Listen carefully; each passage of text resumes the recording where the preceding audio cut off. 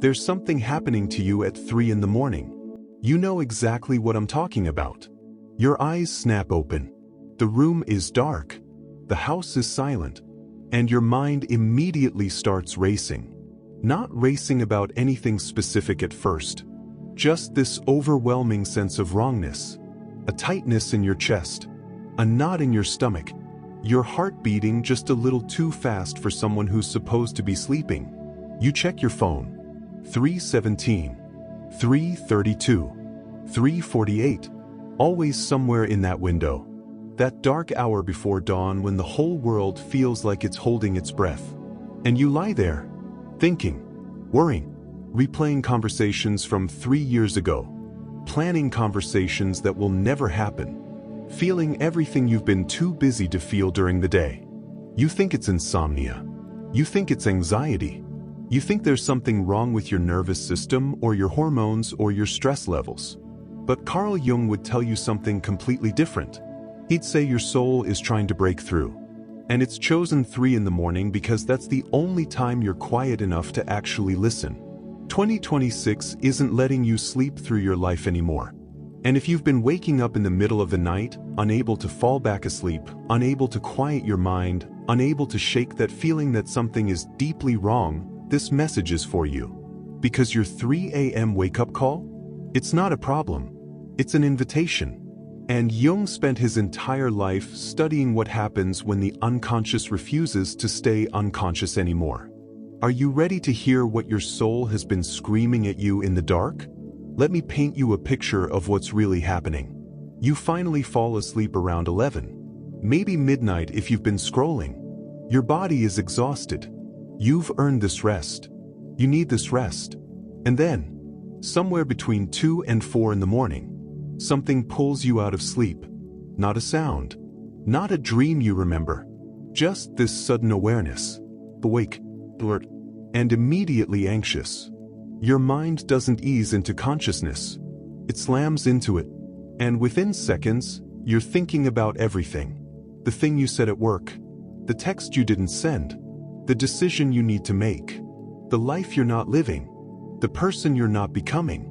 And underneath all of that, a feeling you can't quite name.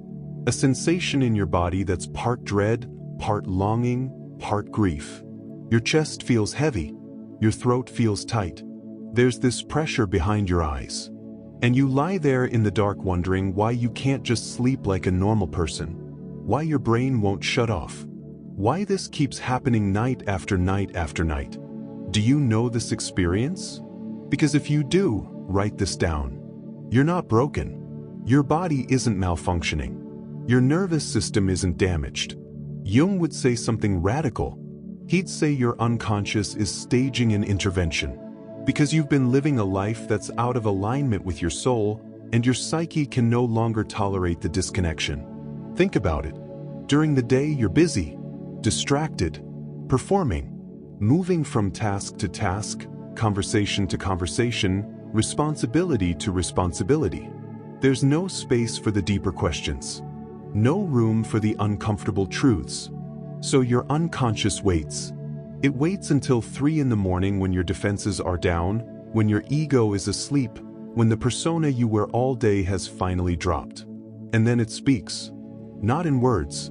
In sensations. In anxiety. In that overwhelming feeling of wrongness that you can't explain but absolutely cannot ignore.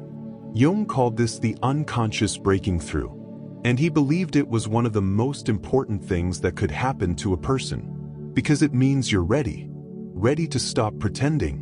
Ready to stop performing. Ready to face the truth you've been running from. Your 3 a.m. anxiety isn't random. It's specific. It's your soul saying we need to talk. Here's what most people don't understand about that dark hour before dawn. There's a reason spiritual traditions across every culture have recognized 3 to 4 a.m. as significant. They called it the witching hour, the hour of the wolf, the dark night of the soul. Because there's something about that time. The veil between conscious and unconscious is thinner. Your rational mind hasn't fully engaged yet. Your defenses haven't rebuilt themselves. You're in this liminal space, caught between sleeping and waking, between who you pretend to be and who you actually are. And in that space, the truth comes through. The truth you've been avoiding. The truth you've been too afraid to face. The truth your busy daytime life is specifically designed to help you escape. Jung understood this. He wrote about how the unconscious contains everything we've repressed, denied, rejected, or refused to acknowledge. And when that content builds up enough pressure, it finds a way to break through. Usually through dreams. But when dreams aren't enough, through anxiety, through insomnia, through that 3 a.m. wake-up call that won't let you rest. Notice what you're thinking about when you wake up. Not the surface thoughts. The feeling underneath the thoughts. Because that feeling is the message. Is it dread? Your unconscious is telling you you're living in a situation that's slowly killing your soul. That job, that relationship, that version of yourself you've been clinging to because change feels too terrifying. Is it longing? Your unconscious is showing you what you've been denying yourself. The creative work you've been too afraid to start. The life you've been too practical to pursue. The person you've been too scared to become. Is it grief? Your unconscious is mourning. Mourning the time you've lost. The choices you didn't make. The authentic self you abandoned to fit in, to be safe, to be loved. Is it rage? Your unconscious is done being silenced. Done accepting unacceptable things. Done shrinking to make others comfortable. And it's demanding you finally acknowledge the anger you've been too nice to express. Pause for a moment. Think about the last time you woke up at 3 a.m. What was the feeling?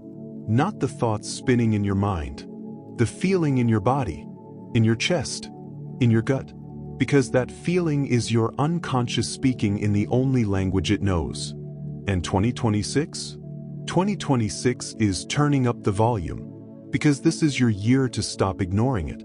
Jung discovered something profound through his own dark night of the soul. He had a complete psychological breakdown in his early 40s. He called it his confrontation with the unconscious. And during that time, he experienced exactly what you're experiencing. Sleepless nights. Overwhelming anxiety. The feeling that something fundamental was wrong with his life. But instead of medicating it away or distracting himself, he did something radical. He listened. He started paying attention to his dreams, his fantasies, his symptoms. He began a dialogue with his unconscious. And what emerged from that darkness became the foundation of everything he taught. He realized the unconscious isn't trying to torture you. It's trying to guide you. It's trying to show you where you've gone off course, where you've betrayed yourself, where you've chosen safety over truth. And those 3 a.m. wake-up calls? They're not punishment. They're course correction. Your psyche saying, stop. Listen. Something here needs your attention. Something here needs to change. Jung called this process individuation. Becoming who you truly are instead of who you've been conditioned to be. And he said it often begins with a crisis. With a breakdown. With a dark night where everything you thought you knew about yourself gets questioned. Sound familiar? Because that's what's happening to you at 3 in the morning. You're being initiated. Whether you realize it or not. Whether you want it or not. Your old life, your old self, your old way of being, it doesn't fit anymore. And your unconscious is making sure you can't ignore that fact. It's waking you up in the middle of the night and forcing you to feel the discomfort of the misalignment. This is the gift, even though it feels like torture. This is your psyche loving you enough to interrupt your sleep so you'll finally interrupt your patterns. Now let's talk about what you're actually experiencing in your body at 3 a.m. Because Jung understood something most modern psychology misses. The body and the unconscious are deeply connected. Your body registers truth before your mind can rationalize it away. When you wake up with that tightness in your chest, that's not random anxiety. That's your body saying, I can't breathe in this life anymore.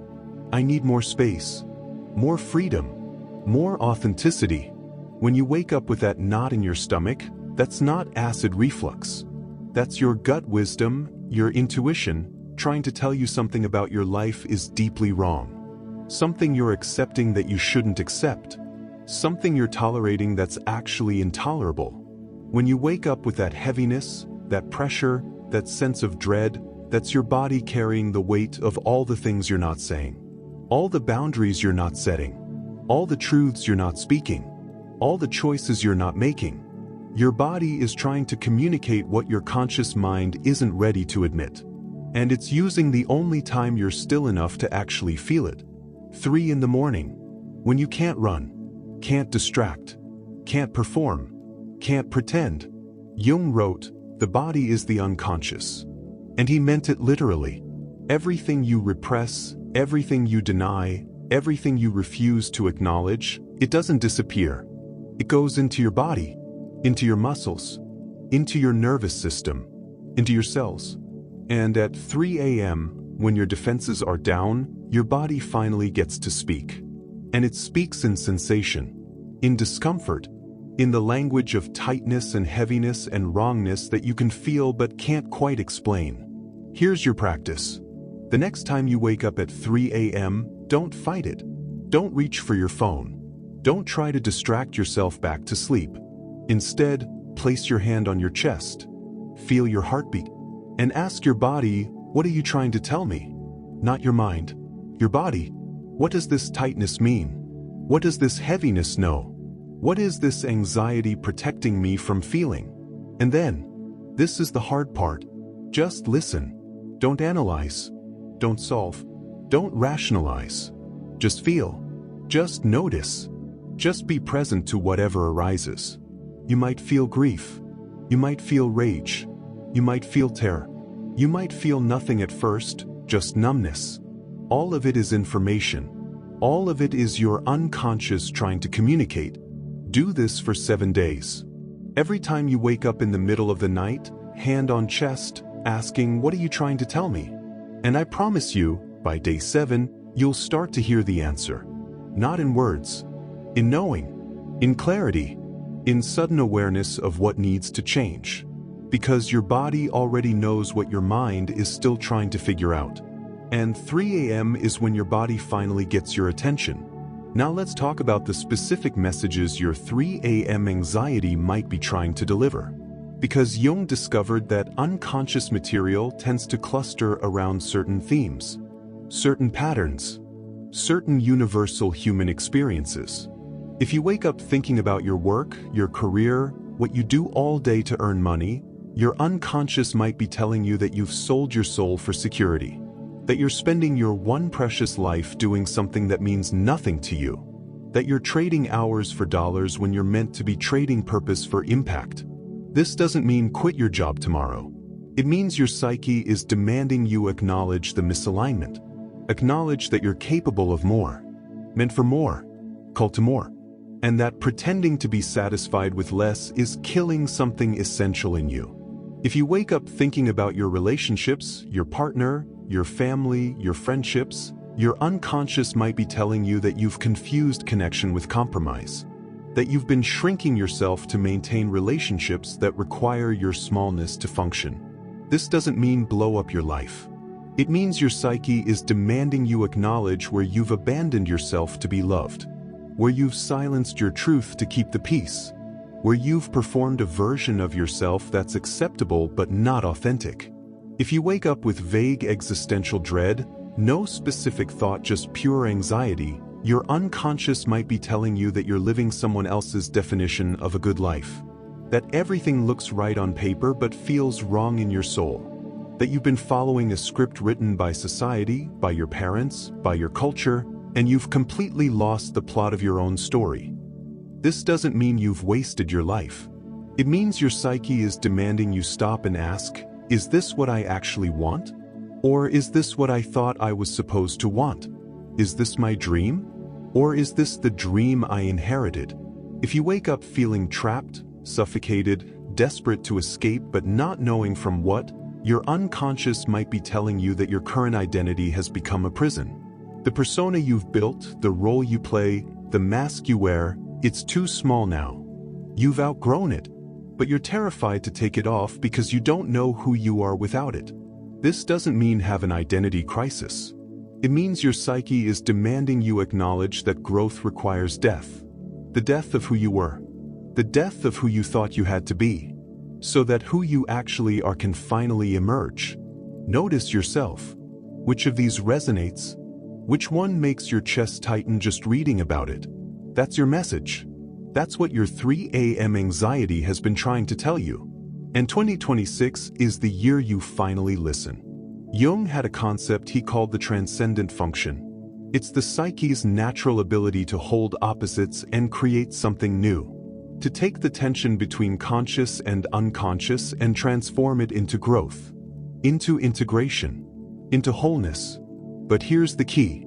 The transcendent function only activates when you stop fighting the unconscious and start engaging with it. When you stop seeing your 3 a.m. anxiety as the enemy and start seeing it as the messenger. Most people do everything they can to avoid that 3 a.m. wake-up call. They take melatonin. They take sleeping pills. They drink more. They exhaust themselves during the day so they'll be too tired to wake up at night. They blast white noise or sleep with the TV on. Anything to avoid being alone with themselves in the dark. And Jung would say, I understand. It's terrifying, but you're also blocking the exact process that could set you free. Because on the other side of that 3 a.m. anxiety, on the other side of facing what you've been avoiding, there's clarity, there's peace. There's the kind of deep rest that comes not from medication but from finally living in alignment with your truth. Here's what happens when you stop fighting your 3 a.m. wake-up calls and start listening to them. First, you start to see patterns. You start to notice that you're not actually anxious about everything. You're anxious about specific things. The same things. Over and over. That job that drains you. That relationship that diminishes you. That version of yourself that doesn't fit anymore. That choice you need to make but keep avoiding. That truth you need to speak but keep swallowing. Second, you start to feel the cost of your avoidance. Really feel it.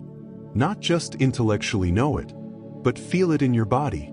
The exhaustion, the heaviness, the sense that you're living half a life, that you're dying slowly from the inside out. Third, you start to get angry. And this is crucial. This is the moment Jung called the activation of the shadow. You start to get angry at yourself for tolerating the intolerable. Angry at others for expecting your smallness. Angry at the world for selling you a script that was never going to make you happy. And that anger? That's not a problem. That's your power coming back online. That's your self-respect returning. That's your soul saying enough. No more. I will not betray myself one more day. Fourth, you start to make different choices. Small ones at first. You say no to something you would have said yes to. You speak a truth you would have swallowed. You prioritize yourself in a way you would have called selfish. You take one tiny step toward the life you actually want instead of the life you thought you were supposed to want. And fifth, the most miraculous thing happens. You start sleeping again. Not because you've medicated the anxiety away, but because you've listened to it, acted on it, honored it. And your unconscious can finally rest because it doesn't have to scream at you anymore. You're finally awake. This is the path Jung mapped. From unconscious suffering to conscious awareness to integrated wholeness. And your 3 a.m. anxiety is the beginning of that path. Not the obstacle, the invitation. Here's your second practice for the next 7 days. During the day, when you're awake and functional, make one choice that honors what your 3 a.m. anxiety has been trying to tell you. Just one choice. One small act of alignment. If your anxiety is about work, send one email about a project that actually excites you. Research one alternative. Have one conversation about change. If your anxiety is about relationship, speak one truth you've been avoiding. Set one boundary you've been too afraid to set. Prioritize your needs in one small way. If your anxiety is existential, do one thing purely because you want to, not because you should. Say no to one obligation that doesn't serve you. Say yes to one thing that feels authentic even if it makes no practical sense. One choice. Every day. For 7 days. And watch what happens. Watch how your 3 a.m. wake-up calls start to change. Not because you've fixed the problem, but because you've started a dialogue with your unconscious. You've shown it that you're listening, that you're willing to change, that you're ready to come home to yourself. And your psyche? Your psyche will meet you halfway. It always does. Because the unconscious isn't trying to destroy you. It's trying to save you. From the life you're not supposed to be living, toward the life you are. There's something else Jung understood about these dark night experiences.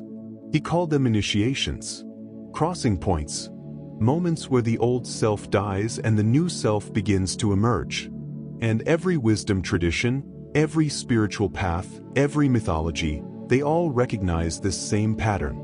The hero must descend into darkness before they can ascend into light. They must face the underworld before they can claim their power. They must die to who they were before they can become who they're meant to be. Your 3 a.m. anxiety? That's your descent. That's your underworld. That's your death. And I know it doesn't feel sacred. It feels like suffering. It feels like something's wrong with you. It feels like you're failing at the basic human task of sleeping through the night. But Jung would reframe it completely. He'd say, you're not failing. You're transforming. And transformation always involves a period of darkness. A period of chaos. A period where nothing makes sense and everything feels wrong.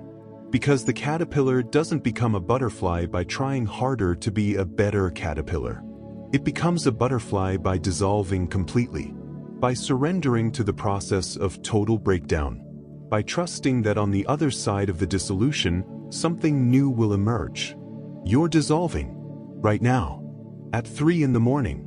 The old you. The performed you. The acceptable you. The small you. It's dying. And your ego is terrified because ego always interprets death as threat. But your soul? Your soul knows this death is necessary. This death is liberation. This death is the only way home. So when you wake up at 3 a.m. and that wave of anxiety hits you, try this. Instead of thinking, oh no, not again, try thinking, here it is. The transformation, the initiation, the death that leads to rebirth. And breathe into it, not to make it go away, but to surrender to it, to say yes to the process, to trust that your psyche knows what it's doing even when your ego is screaming in terror. This is advanced work. This is the work of the second half of life that Jung spoke about, moving from ego to self, from persona to authenticity, from performance to presence. And it starts at 3 in the morning, in the dark, in the silence, in the anxiety you've been trying to escape. Here's what else happens when you start working with your 3 a.m. anxiety instead of against it. You develop what Jung called a relationship with the unconscious. And this changes everything. Most people live their entire lives completely cut off from their unconscious. They only listen to the rational mind, the ego, the part that plans and performs and pretends. And they wonder why they feel so empty, so disconnected, so lost. Because the unconscious is where your depth lives.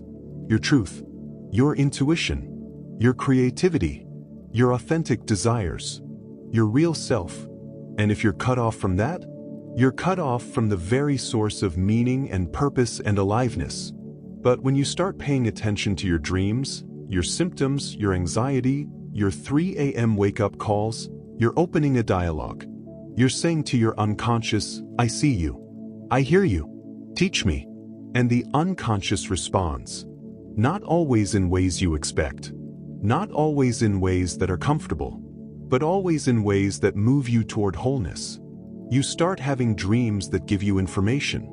You start getting hunches that turn out to be accurate.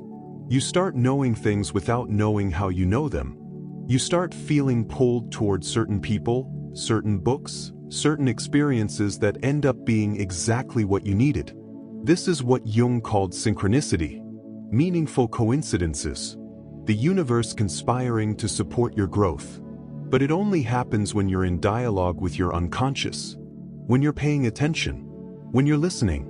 Your 3 a.m. anxiety is training you to listen, training you to pay attention, training you to trust the non-rational, non-linear, non-logical part of yourself that actually knows the way forward.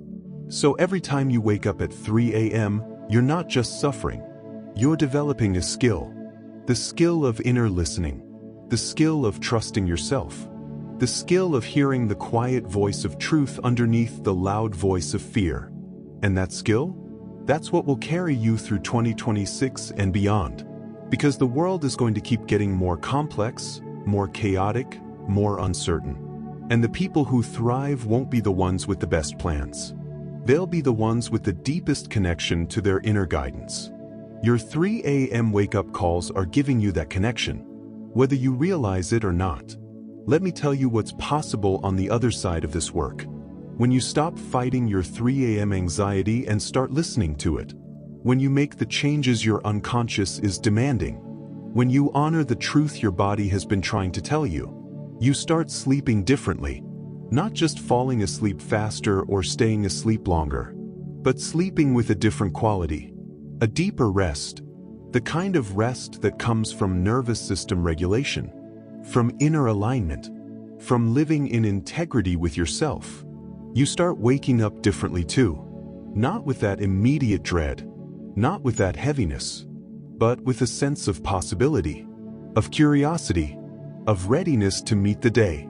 Because you're no longer exhausted from the effort of pretending to be someone you're not. You start moving through your life with more clarity. More confidence.